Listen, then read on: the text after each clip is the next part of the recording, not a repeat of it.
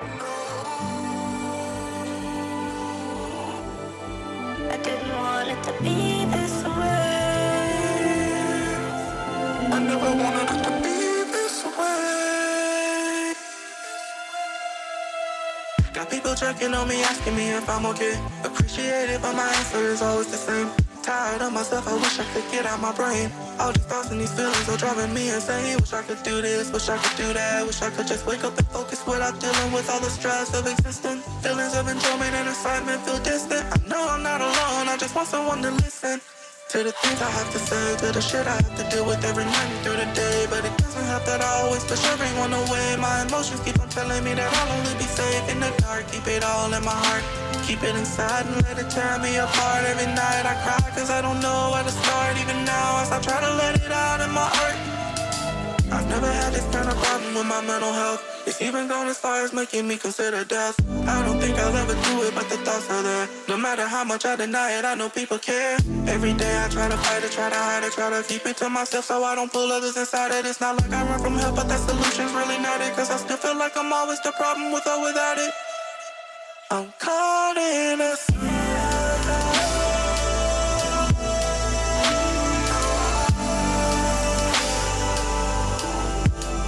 I didn't want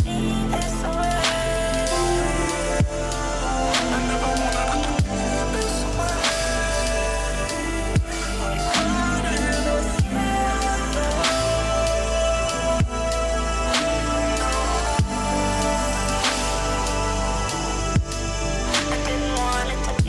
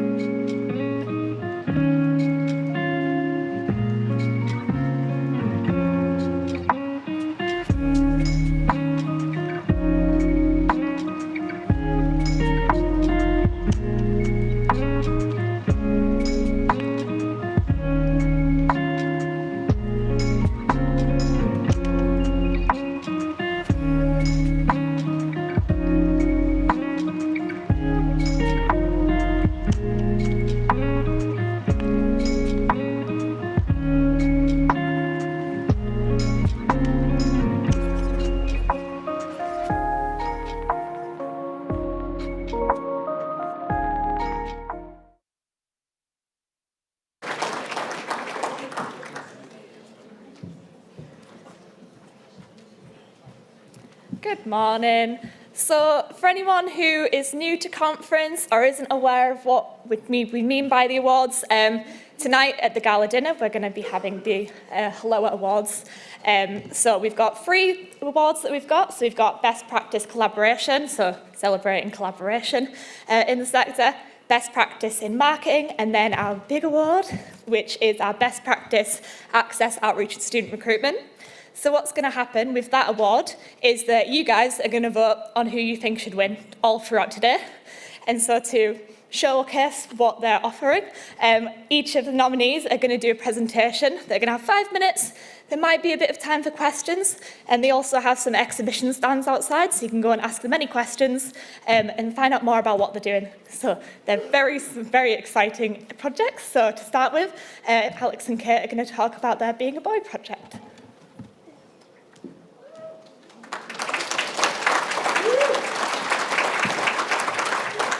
I'm going to hand the power of the clicker to you. Can we just press the green button? I hope so. We'll find out. Good morning, everyone. Hello. My name's Dr. Alex.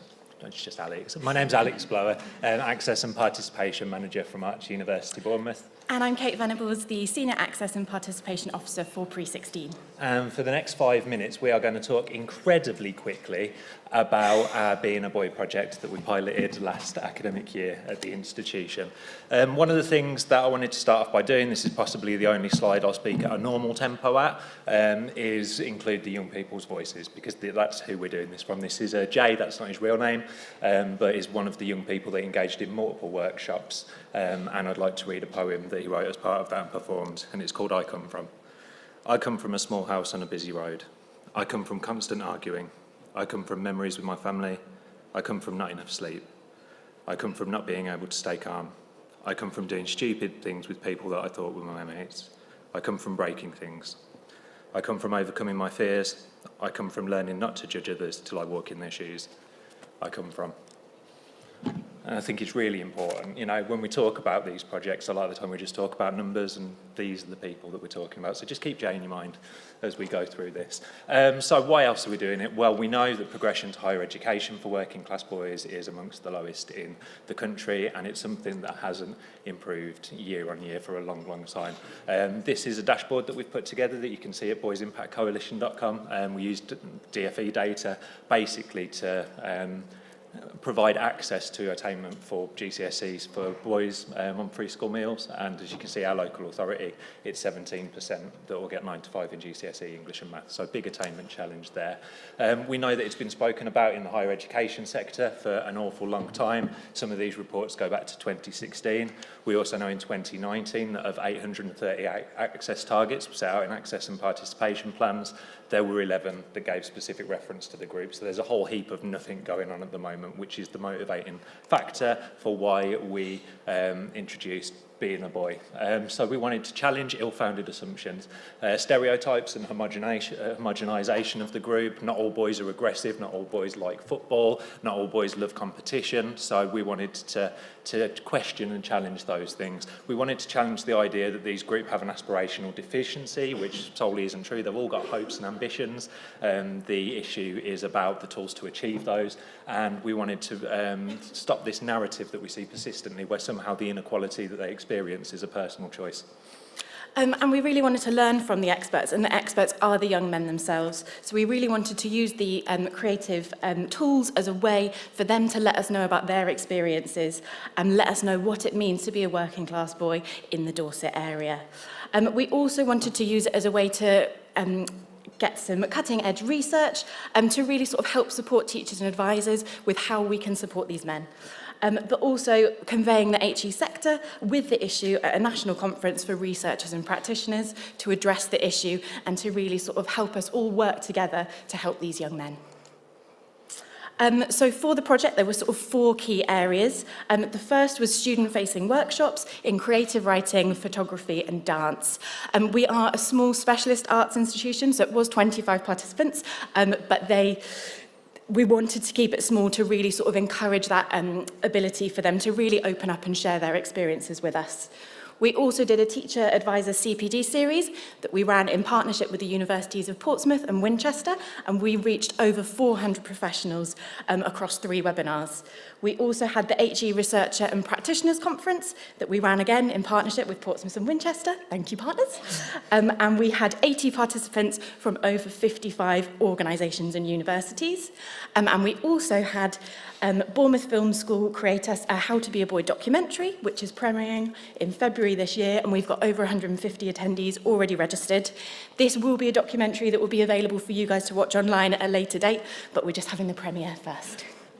Yeah, in terms of evaluation and impact, so first time we'd run it, process was really important, how the model worked and whether or not we could roll it out again and what we could improve. It was largely successful. There were some issues with timing and a dance workshop that took place out of term time, which we're looking to address. And we noticed that actually the pre and post evaluation surveys and kind of the traditional evaluation methods, the efficacy was pretty limited. We didn't really get much. Instead, what the real rich information came from was the creative artefacts that the young people produced. So alongside the project, we commissioned qualitative research using those creative pieces as tools to learn, alongside semi-structures interviews with the young people as data. We've had 2 papers accepted this year for the British Sociological Association conference off the back of the project, and we've had an abstract accepted for a peer-reviewed journal as well, which is really exciting. So real evidence kind of impact there that's ongoing. For 2023, we found some fantastic research over in Northern Ireland, taking boys seriously. Check it out, it's amazing, who have done a lot of research, action research and others, to put together 10 principles that they use as an evidence base to inform their activity with young working class men. So we've aligned those with our project, and essentially we're using those as intermediary outcomes for metacognitive stuff that we can put in as a strategic intervention to our access and participation plan. That is so much to try and squeeze into 5 minutes. I hope we've managed it. We have got these reports with us. Also, the QR code will take you to a digital version. Please come and speak to any of the AUB team about the project. As you can see, we're really passionate about this, and we'd love to share more with you about what we did in 2022, but also how the project is going to be growing and expanding for 2023. Thank you so much.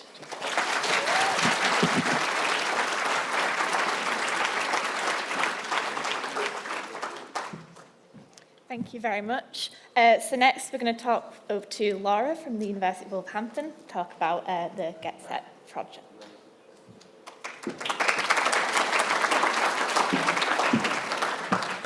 Morning everybody. My name's Laura Wright. I'm from the University of Wolverhampton. Apologies if there's any sort of black country or Brummie accent tones in my voice, but if you need any clarification on anything, just come and see me afterwards.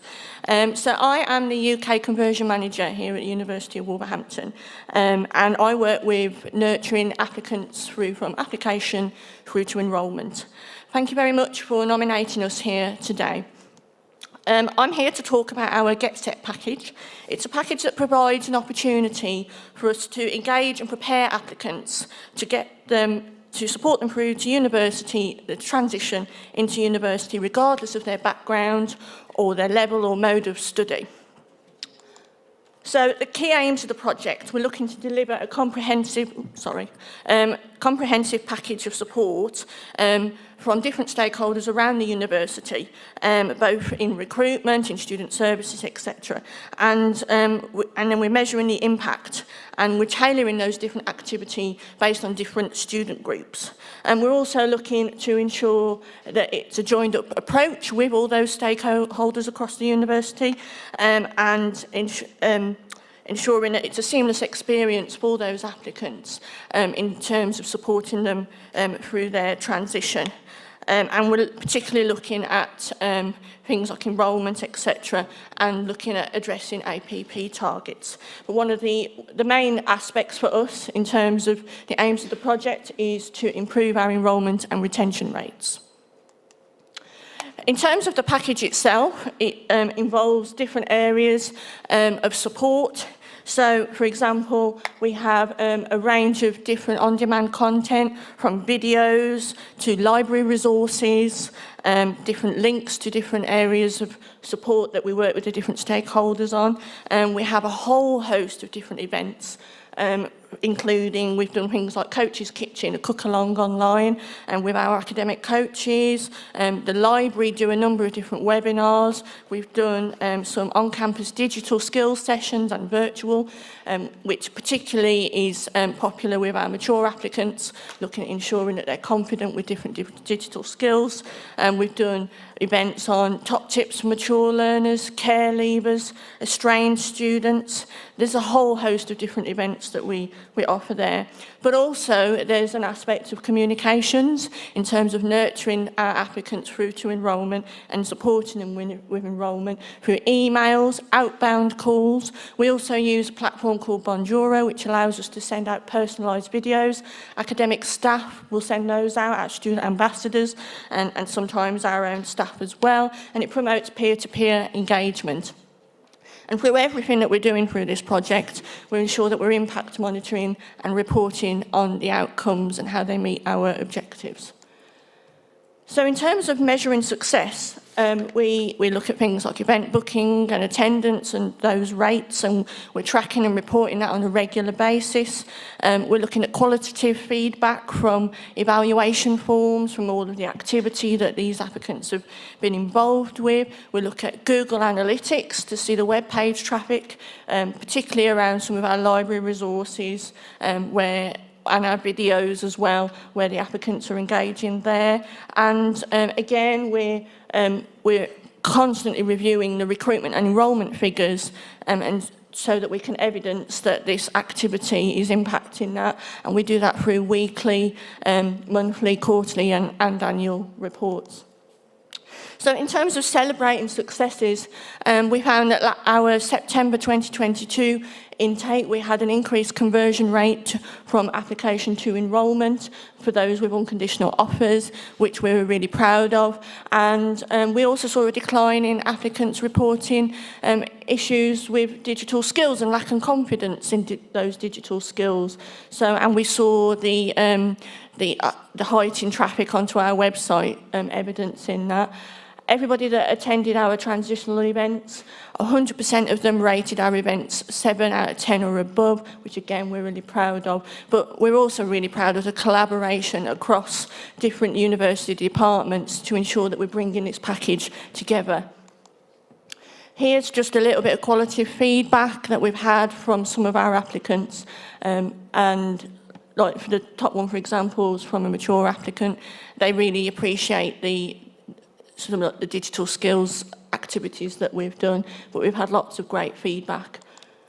In terms of moving forward, this, where we are now with our Get Set package, it's working well, but there's so much more that we can do, and there's so much, we're all constantly looking for new ideas, so we're looking at hosting more events and more a variety of events to cater for different applicants. So, we do student support events, for example, and we're looking to develop that even more, and more online content, more variety of online content that's available on demand and through our virtual events. And then for our semester 2 intake, now we've launched an enrolment hub. So this is a trial that we're doing for semester 2, where it allows all the different departments to come together physically on campus, and for our new students who are enrolling, whether they have enrolled or not yet enrolled, they can come to this enrolment hub and get all the information they need, but also not just up to enrolment, but beyond enrolment into their studies as well. And but thank you for listening. There's so much more that I could say, so please come and visit me in the foyer outside, and I'll be happy to talk to you more about our project. Thank you.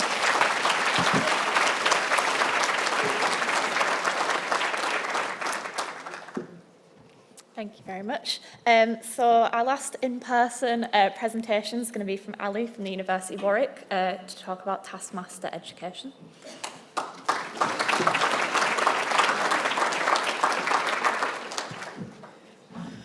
Hi everyone, I'm Ali Struthers. I'm from the University of Warwick, like Amy said. I am an academic in the law school, but I also am Director of Widening Participation for the School of Law, which is where my work on school tasking comes in. So first of all, are there any Taskmaster fans in the audience? Taskmaster. Oh, quite a few Taskmaster fans. That bodes well.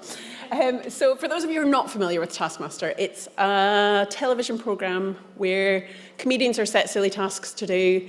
They're awarded points by the Taskmaster, Greg Davis. And it's basically just a silly but utterly joyful format.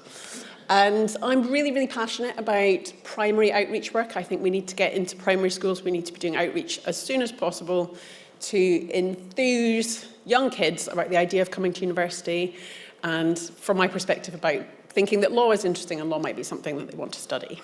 So from that, I developed the idea to start an outreach program based on the format of Taskmaster. So Taskmaster is a really engaging way of teaching kids. They love the format of a little bit of gentle competition, but working in teams. We piloted the project last year with 5 widening participation schools that Warwick works with. They loved doing the tasks. They learned a little bit about law. You can see some of our materials outside if you come and visit me at my stall. They loved learning a little bit about the law. We tried to focus on the more interesting aspects of law. We tried not to barrage them with over-information. They don't need to know about law. We just wanted to get them thinking creatively. And that kind of ties in with Taskmaster, which is all about bending rules, getting around rules, trying to get away with creative interpretation. So last year in the pilot, we ran the sessions. I had a small staff team who went in to run the sessions in the schools.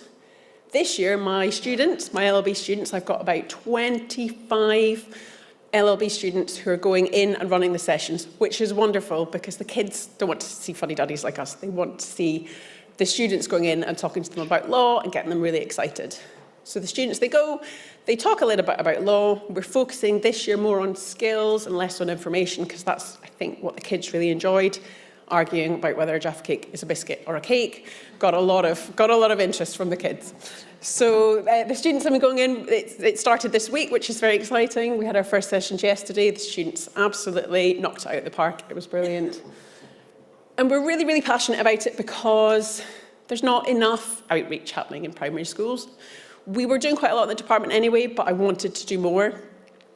It can be a bit dry if it's law-based. No, I'm sort of being detrimental to my own profession here, but it can be a bit dry doing legal outreach with young kids. And I think, as I say, we're really honing these key skills of teamwork and communication and all the things that are really important for kids at that age. So the winning kids from each of our WP schools, they get to come onto campus, take part in a big final, which they absolutely loved last year. Alex Horn very kindly beamed in to speak to them because they kind of got to know Alex throughout the project. He's been really, really supportive of the project. He does videos for us that the kids get to see. So they get to know him. They get to win a little crocheted version of him, which you can see in the lobby if you want to. As long as it's still there, nobody's stolen it because it's very stealable. But they got to speak to him. He interacted with them. They find it very exciting, and they got to do lots of really fun tasks at the final. One of which involved cake, and that was the last task of the day. So we fed them a lot of cake and then put them back on buses with their teachers. So I'm sure they were delighted. So here's an example of a task. You can have a go at this task. This is the very first task that we do, because this is also a research project for me. I'm really, really interested to see what the kids think law is, what they know about law, any assumptions they have about law. So we asked them to draw the law. Your poster can include up to 30 words. You have 20 minutes to do it. And then in tiny writing at the bottom, and this, I'm giving you a hint here because you're not going to do this now. In tiny writing it says, your team will lose 1 point if you draw a tiny hammer, in brackets gavel, because we don't use gavels, and everywhere you see pictures of lawyers, they've all got gavels. We don't use gavels. But loads of the kids drew gavels and they get a point deducted. I feel really guilty about it. Because the tasks are actually judged by another group of Year 5 kids, because we don't want to judge subjective output of children. So this other group of Year 5 taskmasters get to judge the output. So, as I say, it's kind of a research project for me, so withdraw the law. They do this as the very first thing before I tell them anything, before the students tell them anything. At the end of the project, they draw the law again, and I want to see if I've disrupted their thinking in any way. And last year we had, to begin with, they draw people being murdered, houses being burgled, all sorts of criminal things, people stealing.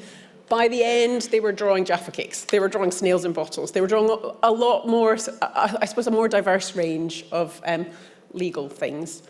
And actually this year with the schools, all the schools that we worked with last year are back for year 2, which I think is the greatest compliment you can have.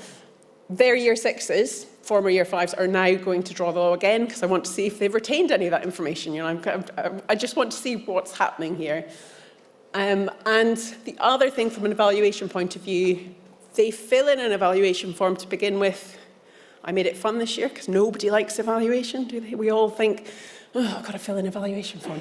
So we got them to fill in a pre-project evaluation yesterday, and they had to then throw it into a bucket from 2 metres away, so they could scrunch it up. As long as they didn't rip it, they could do anything they wanted. They had to throw their evaluation forms into a bucket. Most evaluation forms from their team in the bucket would win bonus points. So I'm incentivising it. The forms had to be fully completed. And at the end, they'll have to make them into paper airplanes. And the furthest distance travelled by a paper airplane will win. So I'm trying to get evaluation to be a little bit more fun. And the great thing about school tasking is that 20 universities are running it from September. If your institution wants to get involved, please speak to me in the foyer. We'd love to get even more universities involved. But I think this is really great from a WP evaluation point of view, that we're going to have a huge data set from at least 20 universities who are all doing the same project, and we're all gathering the same data. So I think it's going to be really, really interesting to see how that data can be used to sort of further the interests of primary outreach work and whether we're having an impact. So I think I'm probably almost out of time. I'm just going to, this is a bit of a humble brag, and I wasn't sure whether to show it or not. Maybe it's just a brag, I don't know. But I'm just going to leave you with Alex saying a few words about the project, because as I said, he's really supportive, and I'm really indebted to him for all the support he's given us, because I think it's made the project something really special. Hello, my name is Little Alex Horn from Taskmaster, and I've written some words about Ali that I want you to hear, because the work that Ali has been doing with Taskmaster and children through the school tasking project at Warwick University has been genuinely remarkable. It was never meant to be watched by kids. The show was not meant to be a kids' show, let alone played by kids. But now there's no stopping the school tasking team. I've hosted sessions, quite a few task sessions in schools, and I know for a fact it's fun but exhausting. So I am really pleased and relieved that Ali and her co-conspirators are taking on the challenge with so much energy and enthusiasm, so much more energy and enthusiasm than I have. And they're working with schools local to Warwick University and less advantaged areas where the project can make, we hope, a real difference.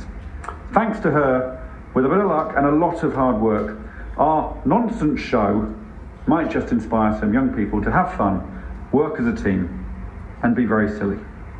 So, thanks, Ali. I really, really, really appreciate what you've been doing.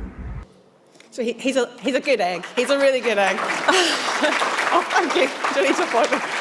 But thank you for listening. Thank you so much to HELOA for shortlisting us. And if you want to hear more about the project, if you want to get involved, please get involved. Come and speak to me in the foyer. I'd love to speak to you. You can also do some tasks. So what better incentive is there? Thank you very much for listening.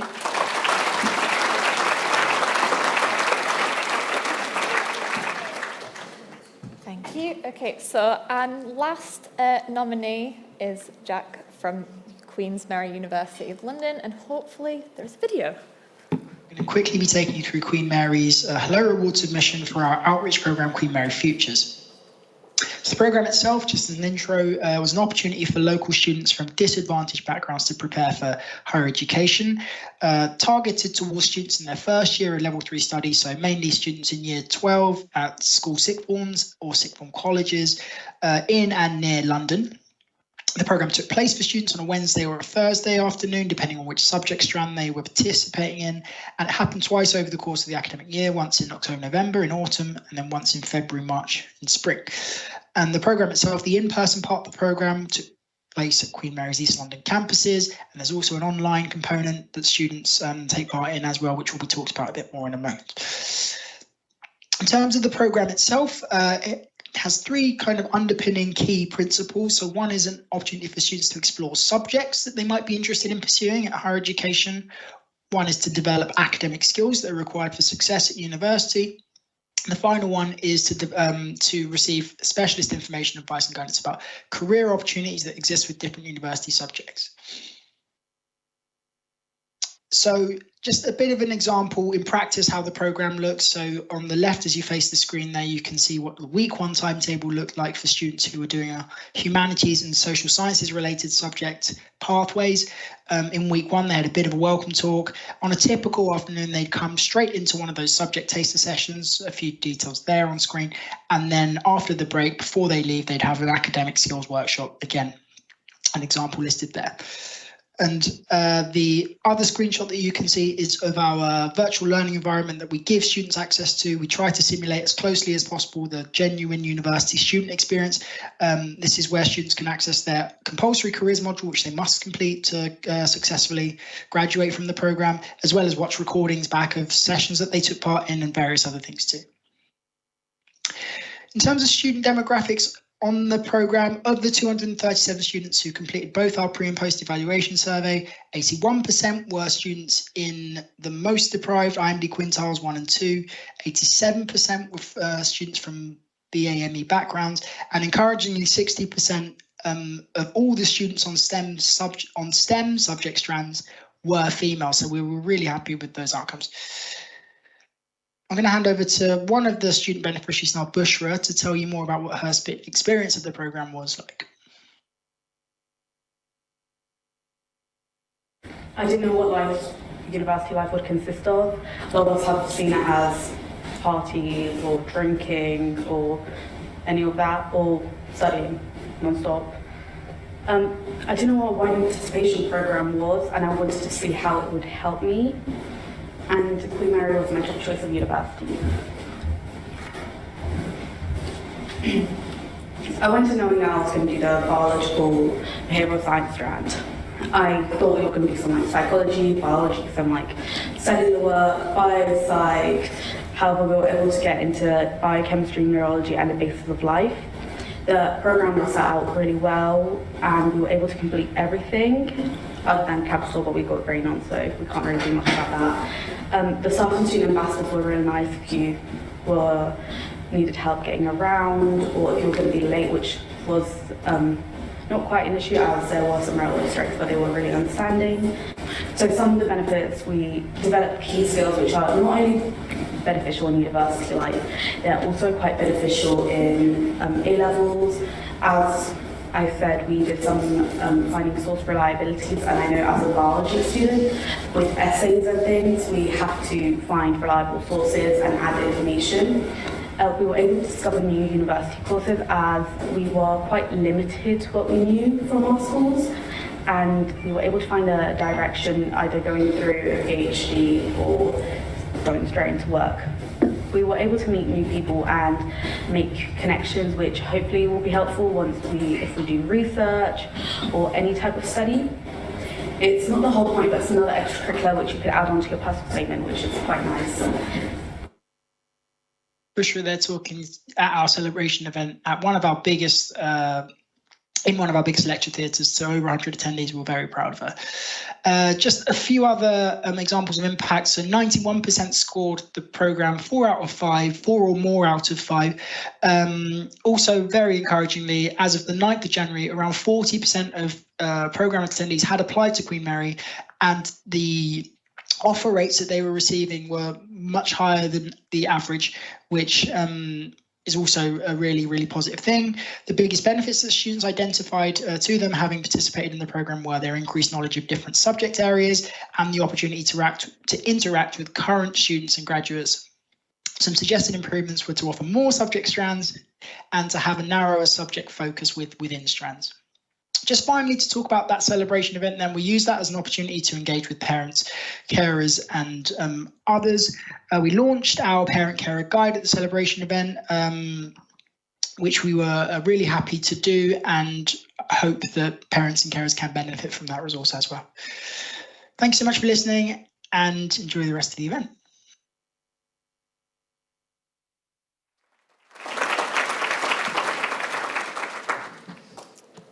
So So that is all of the nominees for the Best Practice Access Outreach and Student Recruitment Award. Thank you for all of your presentations. It's all very interesting. Please do go talk to them in the exhibition area during your breaks, because you can learn more about these amazing projects, maybe how to get involved with them. How you can vote is we have a QR code here. It's one vote per institution, so please don't just like instantly vote your favourite. Please go and talk to your colleagues who are here as well. Maybe check with your primary contact, as this is being streamed via YouTube, so there might be some people watching from elsewhere. Also, if you go on the awards page in your booklet, just to let you know that there's information about the other nominees for the other awards, please do check that out, and we can all celebrate all of these awards later on in the evening. I think I've covered everything there, so I'll pass on to Sarah with some final details. Thanks. I thought I was done, but I'm not. So you've got more information from me. Just before you go off and go off to your workshops, there's a couple of things to just make you aware of. So there are spaces for you to have coffee breaks on the mezzanine floor, but they are very, very small. So we please ask you during your coffee breaks to come back downstairs and get your coffees from there if you can. And I somehow missed talking about gala dinner. How did that happen? So just a couple of things for you to be aware of for this evening. The drinks reception will start at 6:30, so you're welcome to come at any point from 6:30. But we do ask you to please, please, please be here and ready by 7:30. The other thing for you to know is that all of you will need to collect a name card, which will have your food on the back of it. Those of you with dietaries will also